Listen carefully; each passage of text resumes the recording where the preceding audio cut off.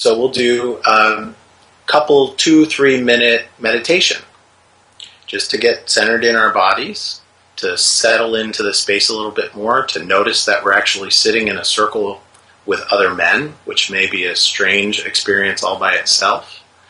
And then check in from that place. So then, okay, so how are you feeling? I feel afraid.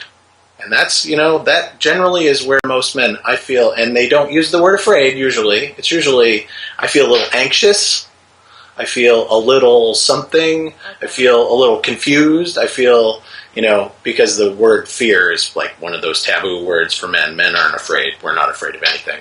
And then they get to hear other men do the same. And we usually run an exercise. I create some kind of exercise or take an exercise out of a book, any number of different traditions, any number of different kind of modalities, things I find interesting, to help men dive a little bit deeper. So it may be a question. Maybe a question about, are you the man today that you thought you would be when you were a little boy? Or if the little boy that you were looked at who you are today, how would he feel?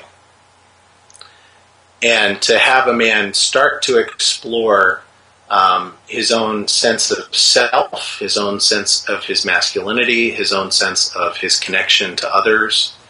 How would your mother feel about you being here?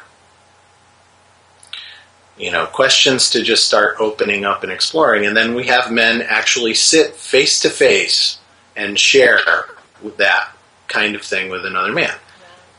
Yeah, it can be scary. And once I was able to get through my fear of being present with other men and with other people, now it's just comes much more naturally. Now I can actually take a breath, know where I am, know what I'm experiencing in my body, what that's connected to for me, and when you say, I know you're talking about their process. Now, did you also go through that process of having the fear in the beginning? Absolutely. I was terrified. Totally terrified. I grew up with guys. I have 5 brothers that I grew up with. I have 6 brothers, really, but I grew up with 5 of them. And so I was surrounded by guy energy. I was surrounded by, boy and man energy. And yet I was still completely disconnected from who I was as a man. And I was completely terrified most of the time of interacting with other men. I knew in my safe little family that I was okay. I could relate to my brothers, and that was fine. But those men out there, like that was the world of competition and the world of sports and the world of invulnerability and, what the masks that guys wear out there in the world. And I had to move through my own fear of actually being seen for who I was, not about, I'm the smart kid or the kid who's good at this or the kid who's good at that, but about dropping the masks and dropping the shields and dropping the armor to actually just show up and let another man see me and let another man see that I have fears and hang-ups and ruts that I get stuck in and things that I have a hard time dealing with, and then on the flip side, that I have passions and deep longings and huge vision for what I want in my life, and the sense of purpose, sense of inner drive that moves me, and emotion, that I can cry at movies. And you and I talked about this before about how most men, and I'm generalizing here, but a lot of us guys rely on our partners, rely on the feminine in our life, and that starts with our moms. It starts with a connection that we create to our mom where it's safe to be emotional with your mother. For many men, not for all men, certainly. But mom, it's okay to cry to mom. And then we go through and we grow up and we replace our mom with our primary partner. So the woman in my life is the woman who I can actually share my emotions with sometimes. The woman in my life gets to see when I'm scared, or the woman in my life gets to see when I'm angry, or my partner gets to see when I'm angry. And then we talked about how then the woman, whether it's a friend or a wife or whatever it is, ends up taking the whole of that for so many men. Yeah, and bearing it as a burden a lot of the time in relationship, and then this is certainly in popular culture and movies and books. One of the memes for women is, I'm tired of taking care of my husband.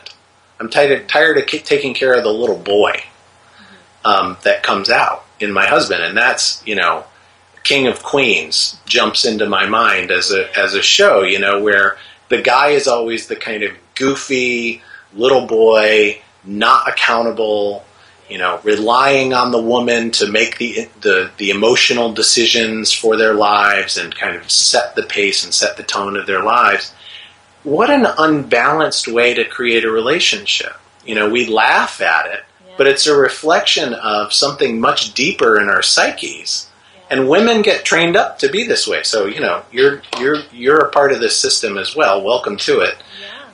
Where you're expected to take care of the men's emotional needs in your life. And I'm so glad that you said that just now, because I've been thinking so much about the idea of what it means to be a man in America. And I'm sure in other parts of the world too. And my father just said what you said last month, because I was saying how everywhere I look, all I see is that women are sexualized on TV and movies. I mean, more than ever.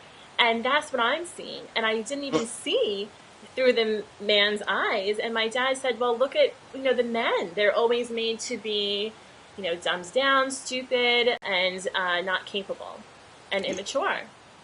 And so that's where these ideas for both sides are coming from. Yeah, absolutely. And there are, in our work, we talk a lot about the kind of shadow aspects. And shadow can be good stuff and it can be bad stuff, but it's all the stuff that we hide and repress and deny. All the stuff that we push down. So for me, I pushed down a whole lot of golden stuff about who I was. I hid my brilliance.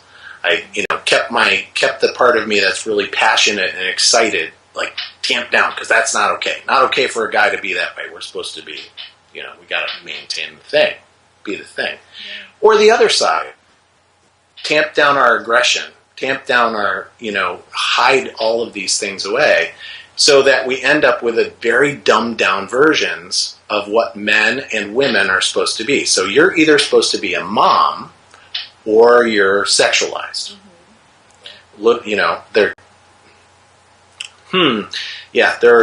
are some crass words. Right, they separate the two. Yeah, you're right, yeah.